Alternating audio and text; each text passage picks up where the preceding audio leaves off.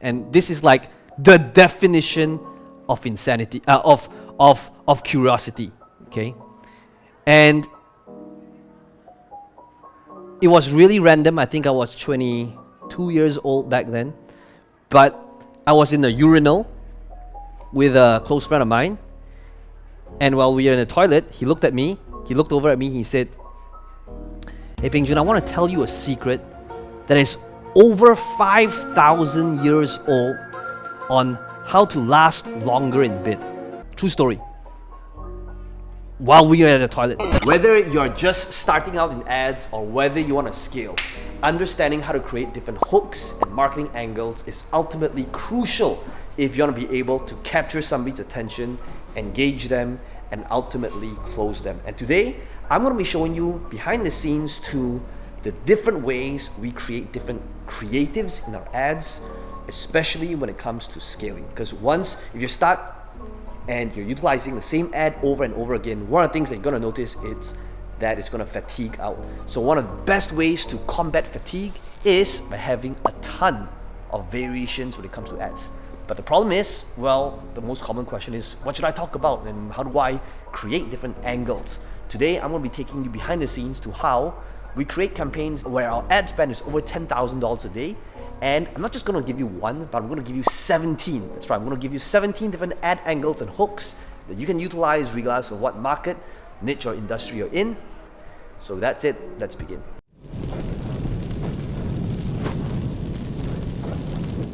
One hour before this call happened, I got a Vox and a voice note from Mark Harvey, and he asked me this question, which was an amazing question, which is, how do I streamline and automate my ads so that my ads team and my ads creation process can run without me?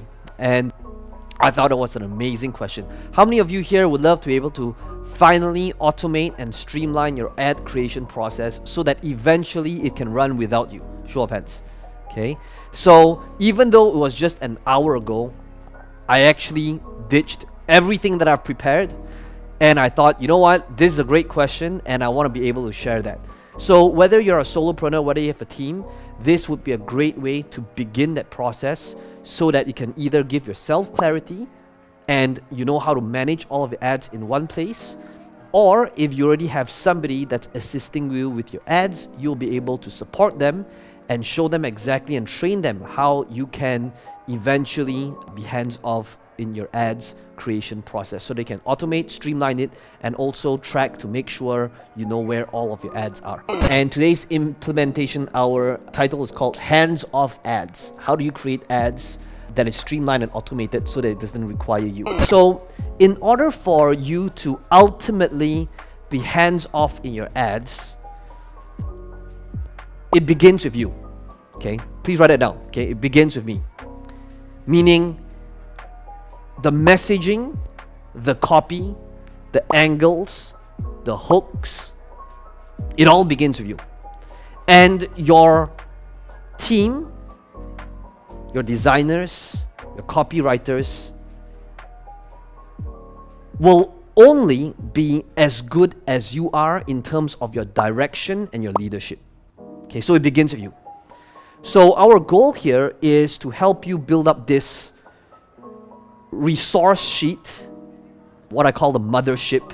So that's our goal here today, to begin that process by building up this resource sheet that contains all the hooks, the ad angles, because that will be multiplied into the creatives, into the images, into the ad copy, right? Because it all begins with the angle and the hook. So what my team would do is, based on that resource, that mothership that's created, they would also create video ads where it's not my face in the video, but rather fast cut video ads that promotes that funnel. Okay, I'm going to walk you through how all of these ads, images, and videos that doesn't require me, that adds variation to the ads, why it's crucial and why you want to have that in place. This particular Google Sheet that you see here, this is actually our in-house ad creation planner. So every single time we launch a new funnel or a new webinar or a new opt-in page, the first column you can see is creative, split into design team and videos team. We will actually list down how many ads we need, what type of ads, when is it due at the bottom. And then at the side, you can see my date of briefing. And then the second part is for the content team, how many of what I need, how many headlines we need, how many description, ad copy, call to action, usually 5 set to mix and match, like front end video ad, how many do we need, retargeting usually 2, and then the hook for borders if there's a video step I just shot. Then phase 3 is our launch. So that's for Facebook, YouTube, TikTok, the different campaign type that we'll be launching, projections, and when we are rolling it out. So if you go all the way to the bottom, you'll be able to see that promotion period and timeline. I know some of the questions we get all the time is, when do I run ads, right? So for us, we get everything ready 6 days before the webinar. And the goal is for our ads team to get all the different creatives, including the ad copies, by the particular date that we have set there. So if you've got a great hook, a great title, a good headline, that is going to dictate the quality of the image ad as well as the video ad. If you have a crappy hook or headline to begin with, then it really doesn't matter what the ad copy is or what the graphics is, because you're going to have a bad hook to begin with. So the first part of the ad creation process, where you are going to be hands off and you are not required, is your team will work on the different copy that will go on the ad itself. For example, face problem, here's how you run ads that don't require your face. So the content team will actually pass this list over to the design team. Okay, then that's when magic happens and they turn it into like beautiful looking things. Yeah, so in order to kind of elaborate on this, here's how I see the process of letting go, right? So initially, I want to be able to train you to create headlines like this, so that eventually you'll be able to train your team to create headlines like this. So for example, like this was for a campaign called Faceless Ads, right? So this is the different hooks. This could be image based, this could be the images that's on, or the words that's on the border of the video ad. So for example, we'll be like, your face is losing you money, right? Stop putting your face on ads, right? 1.6x click-through rate with this headline, right? Stop guessing, get headlines that convert every time, right? So how to create Facebook ads without your face. Say goodbye to your face. I removed my face, my sales are up 53%. I'm going to give you all of different frameworks of creating ad headlines. Over here, as you can see, all these image ads, what do we do with these image ads? Well, these image ads, you will see that they are all dumped into Facebook in terms of having Facebook kind of split test with all of different images and all the different copy in there to give it variation, so that we are able to scale, so that there's more creatives, so that we are less likely to hit ad fatigue. The first one would be, please write down, it's unconventional. Okay, unconventional. So what is unconventional? Unconventional would be like, why conventional advice is wrong. Okay, so for example, it would be like, why fat is good for you. Okay, why breakfast is the worst meal of the day. So I'd like you to think about, in your marketplace, what is the conventional method? Okay, and if you can just come from the angle of why conventional method is wrong, right? Why most marketers are building funnels incorrectly, right? Why conventional method is wrong. Okay, that's number 2. Number 3 is, please write down controversial. Controversial. Okay. Now this is where sometimes it's going to be somewhat offensive to people. Okay. So you guys might have seen, maybe not, but an ad that I recently did that said Gaston would have closed Bell if he read this book. Right? I told you guys about that ad. It converted and the engagement was through the roof. There was a ton of people that said, why the analogy was wrong, it's horrible, But again, the whole idea is to bring up engagement and discussion, right? Why? Because, normal and neutral is boring. Okay, so what's controversial? What's something that you believe in? Yeah, all kids, okay, like let's say like all kids should play more video games, right? That's going to be controversial. Now, of course, when you have a hook like that, you got to be able to really back it up right? And if you can back it up with, something that makes sense, that makes a person see things differently, that's when it hits home run. Throwing rocks means this would be, for example, I had an ad recently that said, webinars are dead, workshops are in, right? And somebody took that screenshot and posted it inside ClickFunnels or something, and then that thread just blew up. Okay, I didn't even really read through the comments. I read through like 5 of them, but then there was eventually there's more than 500 comments now, which was insane, right? But it's all about context. Okay, so what is throwing rocks? Throwing rocks means, seeing a specific vehicle or opportunity that could be red ocean and just throwing rocks at the other ways or others alternative solutions out there. Next one would be straight benefit. Okay, please write down straight benefit. Straight benefit would be like the secrets to captivating your audience. Okay, so sometimes I'm not trying to be wise and funny and comical all the time. Sometimes, remember, this is for dynamic creatives. This is for Facebook to determine which is the best combination. Case study, how this doctor added 4 new clients with 0 ad spend. Okay, great. That's a great one, right? So it's like case study, result. Okay, that's like straight up benefit. So case study is actually very powerful as well. It's just a benefit, but it comes from the angle of how they can model. Next one would be struggle, do this.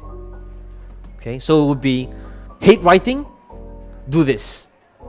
Shy on camera, do this. Don't know how to close on the phone, do this. Struggling to close high ticket, do this.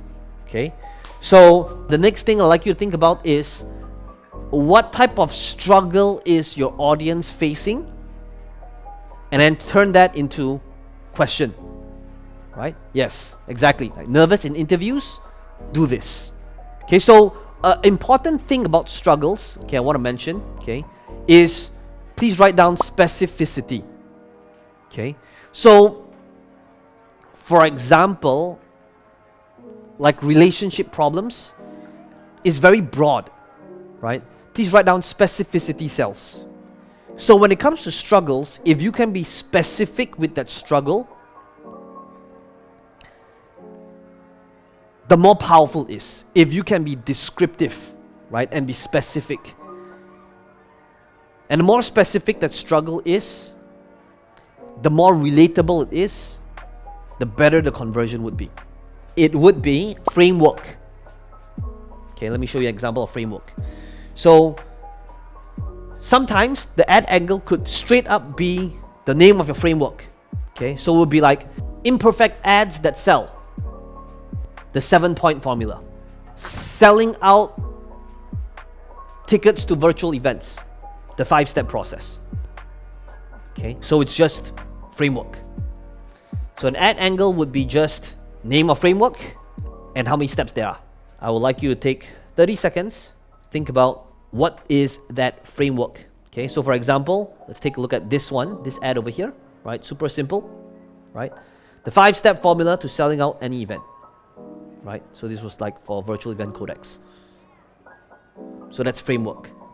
One thing I do want to mention is I've always found power in odd numbers. So sometimes I somehow prefer 3, 5, and 7. There's something magical about odd numbers because it feels like it's specific. I don't know how to explain it. Next one is please write down done for you. Okay, done for you. So what is done for you? Done for you would be like headline formulas that you can model to make you look smart in 7 seconds. Right? It sounds like I don't need to learn anything. I just need to get this resource. What is done for you? Done for you sounds like 5 power-packed headlines to get more clicks on Facebook. So it would be like, sometimes it could be, right? Like Leon, it could be like 3 lethal moves banned in tournaments that you can learn to defend yourself in the next 3 minutes, right? So it's like lethal, banned in tournaments, right? 3 moves. That's probably like, I'm guessing it's like the eye rake, right? You can literally learn the eye rake in, I'm guessing, 30 seconds, right? So that's how you can deliver on the clickbait or rather, for lack of a better word, clickbait. It's not supposed to be clickbait, right? But that's how you can deliver on the headline without it being clickbait. Next one is what a troll would say. Okay, please write it down. What a troll would say. Okay, or like a hater would say. Okay, so for example, this ad over here is like, here's why most ads suck. Okay, now, typically, that would be, you know, a pretty polarizing headline already, right? But I know that it's very possible that there's going to be comments in there, you know, from people who want to make smart comments saying, well, this ad sucks too. Okay, Lisa, love that, right? Why this webinar may be the biggest waste of your time. I love that. You know why? Because some people is going to say, you know, if you didn't say that, like, this webinar is going to be a waste of time. Yeah, and you've already said that, right? But of course, in your conversation ad copy, that's when you can turn things around. Your marketing is atrocious, right?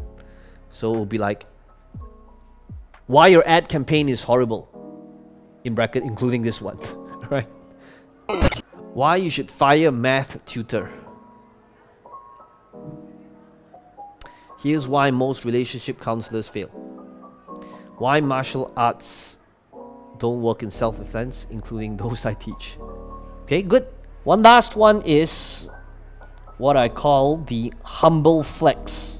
Okay, please write down the humble flex. Okay, what does the humble flex look like, sound like? Let me share my screen. So this would be like, after running over 14,812 ad variations, we're revealing the shocking result. Yeah, we haven't launched this yet. This is more for a campaign that's going to be launching in November, I think. Yeah, year-end campaign. So this is actually outdated. There's more than 25,000 in there, I believe. But notice what it's doing. It's like, it's flexing, but yet we are making it about the audience, right? Humble flexing. Well, I hope you enjoyed the behind the scenes to this coaching call. If you enjoyed this video, let me know in the comments below what your biggest takeaway is. And as always, be sure to smash the like button. It does help the channel out a little bit. And to subscribe to this channel if you want to be notified of future videos just like this one. Now, some of you asking me, how can I be part of this process? How can I ask you questions? How can I have you coach me or mentor me?